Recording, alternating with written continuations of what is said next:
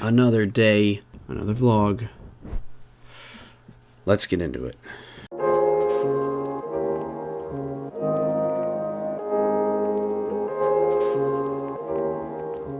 How's it going, folks? Mark Moody here, and welcome back to another episode of the daily vlog. And with yesterday's video being about trying to be a minimalist and trying to, I guess, narrow down the gear you're going to use, not letting gear get in the way of the story you're trying to tell, not being so concerned with switching lenses, changing cameras, and getting a little too involved and overcomplicating yourself with gear. That's something that I have been trying to focus on a lot more, especially with, and I mentioned this yesterday, going outside more, going out, trying to capture as much stuff around me as possible without exactly getting bogged down by the gear. And one of the things that I have been trying to sort of figure out is what would be my best vlogging setup. More so because what would be the best vlogging setup for pictures and video without having to change lenses, without having to constantly manipulate and change my camera around. And that's probably a question that a lot of people deal with, and I feel like there's no right or wrong answer to that. I think the solid answer is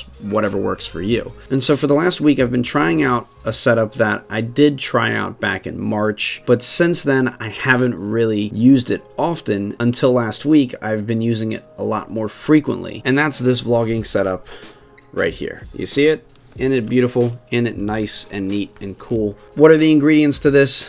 Canon 16-35 f2.8 Mark II L lens, a Viltrox speed booster, the Canon M50, one of my personal favorites, and the Rode VideoMic Pro. This rig right here, I didn't really like it the first time that I tried it, and I'm not saying that this is an absolute go-to, but this is a new vlogging setup for me. This is just what I'm giving a try, and so far I really do like the results. Last week I decided to give it another go, not too sure why, and since then I've been using it practically almost every day, and now I'm quite happy with the results. When I bought the Canon M50, I was using a 15-45 kit lens, and it was a great lens. It was really good for all around. It was wide enough, and I could zoom in far enough. And then I bought the speed booster and played around with that for a little bit, and then I kind of just put the speed booster away. I went out, bought myself the 11-22, and this has been a great lens. It's friendly, it's inviting, it's not too foreboding and massive like the L lens is on here. But for the longest time, I kind of didn't really like this. There was something missing about this, and I couldn't really figure out what it is. Lately, I've been vlogging a lot with the EOS R and the 16-35, and I really like the look of that. I love the shallow depth of field in the back. I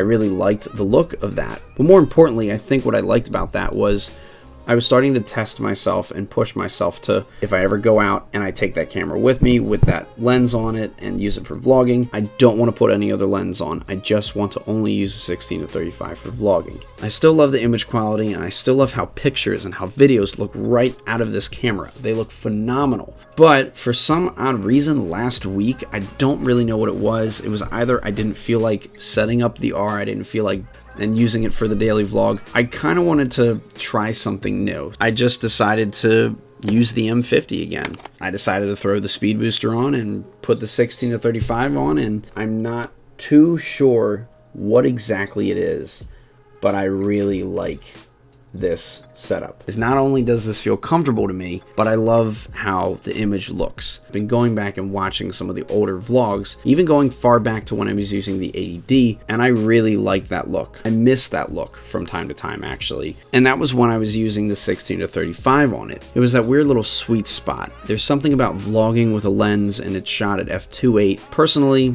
I can't figure it out, but aesthetically, it just looks really nice. Sure, it's a little bit heavy, and yeah, there are some downsides, like the speed booster is definitely really soft in the corners. I will not shy away from that. And also, there's this weird little inside reflection that happens, I guess, when you're filming in the direction and there's light coming from this way, and somehow the light comes in through the lens and reflects off of the speed booster and then bounces back, and you get this weird little internal reflection. I've only picked up on it a few different times, and it's not a complete deal breaker. I don't mind if it happens, but it's the way that this feels. It feels really steady. It feels really comfortable in my hands. It feels almost like this rig belongs. But it's also the look of what comes right out of this camera without me having to really color correct anything. I rarely ever color correct my vlogs, and personally, after going back and watching the last couple videos that I've shot using this camera, I love that look.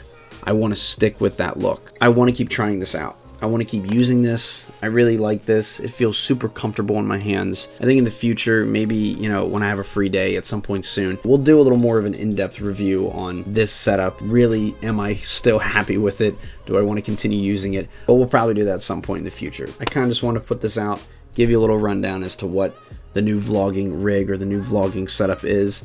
There's really not much to it. It's a camera, a speed booster, a lens, and a microphone. That's pretty much it. So that's pretty much it for this video. I really hope you all enjoyed this one. Thank you so much for watching. Please like, share, and subscribe. And I'll see you guys tomorrow. Bye-bye.